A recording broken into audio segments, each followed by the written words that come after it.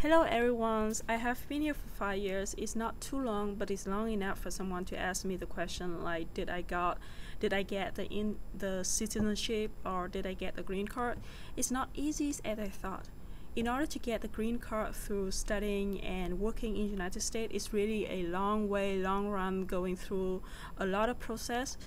And normally it will take from 7 to 8 years for someone to get that type of green card. Someone may take like 10 or even 15 years, like for example Chinese and Indians people. So if someone can get the green card within 5 years, they must be an extraordinary person. Unfortunately, I'm not, so I didn't get the green card. Don't ask me that question. I'm still in the studying and working visa. And as I told you, it's really like a long story, so I have to break this topic into several videos. And in these first videos, I will just talk about studying in the United States and different type of visa. In order to come here for studying, most of people will come by J1 and F1 visa. They are the most common studying visa type in the United States. However, there are still one other type named M1. I don't know much about M1. M1 is a visa type for non-academic program. Because it is non-academic program, so it's very difficult to find a job after graduation. So it's not the normal way if someone to immigrate to the United States, apply for that. But if you want to experience sometime in the United States or just get a chance to meet a U.S. employer and you have pretty good profile in the major from different countries, so you can try to apply for M1 just to come here for fun, thing like that. I'm not sure about M1. I will give you some reference link in the description, so you have to dig it up by yourself. And the first thing that you need to remember that I'm not a lawyer, so please don't quote my words. I will give you all the information, all the reference link that I read, that I gather information and speak in this video. So please, if you want to have more information, just look at all the reference link. Okay, I will come back to my talk. In this video, I will mostly talk about F1 because I came here by F1. However, I want to share some information about Day1, especially the benefit of Day1 over F1. So if you have a chance to select between two type visa, you will know which one is the best for you. So Day1 visa is called exchange visitor. Basically, that is a type visa that you need an organization to sponsor to your studying expense, including all the tuition and living expense. And that organization, they need to be registered in a system. I don't know exactly what it's called, but I have the website below, so you can check it out. So Day1 visas have they have a lot of types, like professional, intern, au pair, worker, student. So student J1 visa is just only one type of that.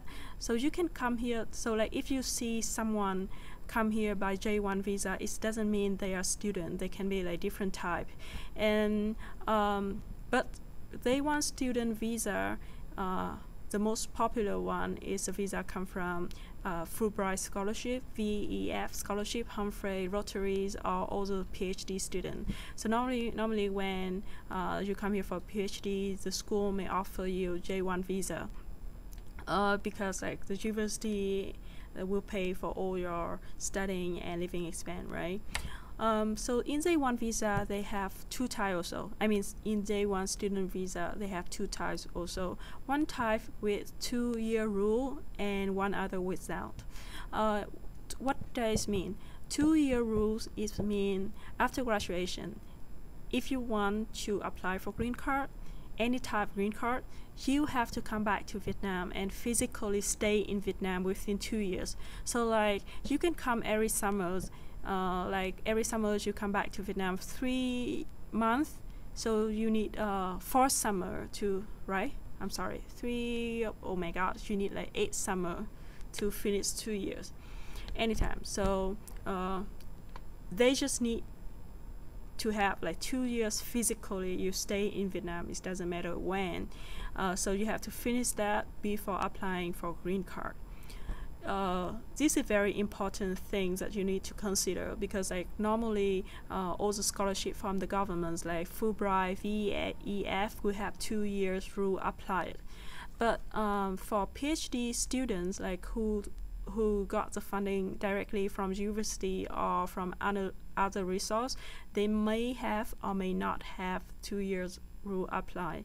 So when you have the offer, like studying offer, enrollment offer, whatever it's called, they will give you a document. It's named DS 2019. You have to check in that document if the box 2-year rules are clicked or not. And so it's quite like complicated issue. So you may need to talk with someone got J1 visa to know more about information and how to avoid, like how to know exactly if that 2 years rule apply for you or not. Okay, and now I will move to F1. So F1 is the most common student visa type that normally is like when you apply for a school and then they give you a document named I-20. It's pretty similar with the DS 2019. Basically that type is the paper that allow you to come to the United States and stay in a period of time. So normally it will be start from the start day of your program and the end day until the end day of the program. So a lot of people confuse about like the status and the visa. Visa is just a document allows you to enter a country. So it's like a ticket or like a key when you go out of the country and then you want to come back. So they need to show you need to show them the visa. But it doesn't say like how long you can stay in a country legally. So DS 2019 and I-20 is the documents to tell exactly how long you can stay in a country legally. So like a lot of students, like US visa just have only 1 year valid. So a lot of students, they stay here with expired visa, but this doesn't mean they stay here legally. It's like illegally. Like for example, myself, I haven't come back Vietnam for 3 years and my visa already expired, but I'm still stay here legally because my I-20s and my documents, like my status, is still valid.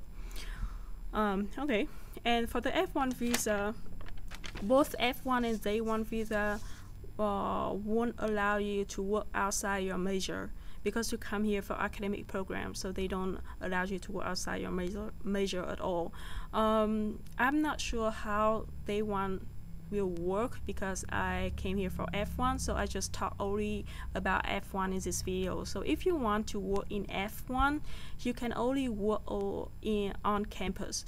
So it means like they allow you to work maximum 20 hours in campus. But the job in campus mostly is just labor work, like cleaning the dishes, cashiers, working in the library, some kind of stuff, or even driving the buses and doing assistant for teacher. And they pay pretty low. So you normally pay as a minimum wage, sometimes higher, depends on your experience, but not too much. But if a student can, they allow you to work 20 hours, right? So if student work all 20 hours, it's still enough to pay for the living expense.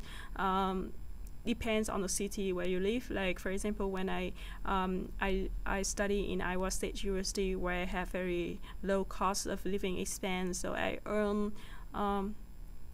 So a student there, if they could work 20 hours a week, they can earn like about nearly $8,000 a month. So it's more than enough for them for all the living expense. And if you want to work outside, so like do internship, you need to qualify 3 things. The first one is you have to finish at least 1 year of academic year. It means like 1 spring and 1 fall. And the second, you need to have the job offer from a company with the job position related to your major. So it means that you cannot work for nail salons or Vietnamese restaurant, like do a waiter or waitress at all. I don't know if you study about hospitality and then you can work for it. I'm not sure. Anyway, so if you see a student who work for nail salons or like do or in Vietnamese restaurant, they must be breaking the rule, and it's not good in the United States at all. I won't recommend any student breaking any rules, even in academic in the United States. Okay, so in order to do internship, there you have a document named CPT. There are two documents allow F1 student to work in the United States. One is CPT and the other is OPT. CPT is a document for you to work before you graduate, and OPT, the document allows you to work after graduate. The difference is that like the OPT, you have to apply before you graduate or closely to the time you graduate, and you don't need to have the job offer to have OPT. And for the normal major, like my major, you just have only 1 year of OPT, but for STEM major like science, technology, engineering, and mathematics, they will have 3 years of OPT. That is why right now a lot of international students, they come here and study only in STEM major, so they will have like more time to do internship after graduation. But it's not automatically 3 years. You have to work like 1 year, and you need to apply for extension. So it means like if you cannot find a job within and use like the first 12 years, or after working for 12 months. So like after working for 12 months, you cannot get a job or keep the job. You cannot ask for extension. It's not automatically. Okay, and in CPT, I come back to the CPT. CPT is a document allows you to work before graduate.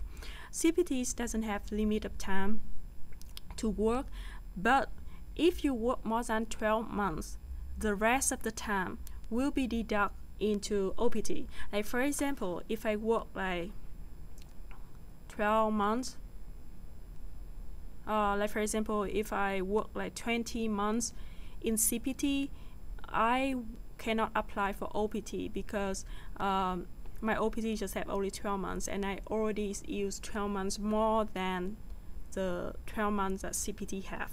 You understand? I don't know if my explanation is quite confused. Oh, and I forgot that before I told you that there are three things that you need to be qualified to get CPT. The last thing is that you need to maintain the full-time student status. So it means like if you do internship in the summers or in spring or in fall, you still need to enroll in the program. So you have to pay like certain amount of money to have some credit. Normally it will be internship credit, so allows you to go outside and do internship. And like do some like short report to your program to maintain the student status. And you still have to pay for the health insurance and other fees for university as well. So that's the basic things about F1. And what is the big benefit between J1 and F1? So both J1 and F1 can bring dependents. Who are dependents? They are your spouse and your children. Parents are not considered as dependents, obviously, because like your parents are not dependent on you, right? Dependent on you. So only your spouse and your children will be considered as your dependents. So if you have families, your own families, you can bring them here in United States. But dependents of F1, F2 cannot work at all. So like you bring your wife or your husband to United States to stay with you while you're studying PhD, for example. It's 5 years, that is why you bring your families. But they cannot work at all during that 5 years. They can attend university and change their status without changing their status into different type of visa. But they cannot involve in any type of work, even working on campus like you. But it dependence of J1, J2 can work, so that is a great benefit of J1 over F1. Just imagine like your husband is studying in the PhD program, it's a 5 years program, and you come here with him, and you can work in the United States any type of work. You can work in the nail salons, you can work in the Vietnamese restaurant, if you already have like your major, like did really good in your major, you can apply for any type of work in the United States. So it's such a great thing. You can earn a lot of money. Sometimes like the J2 persons is the main persons to earn income in the families, but for the F1 you cannot work at all. So if you have a chance to select between J1 and F1, I will recommend to select J1 because those benefit. However, just be careful and check if 2-year rule apply for you. And what else? I don't know. I think that is just the basic information about student visa. Next time I will talk about what's the next step, like working visa in the United States. See you guys. Bye bye.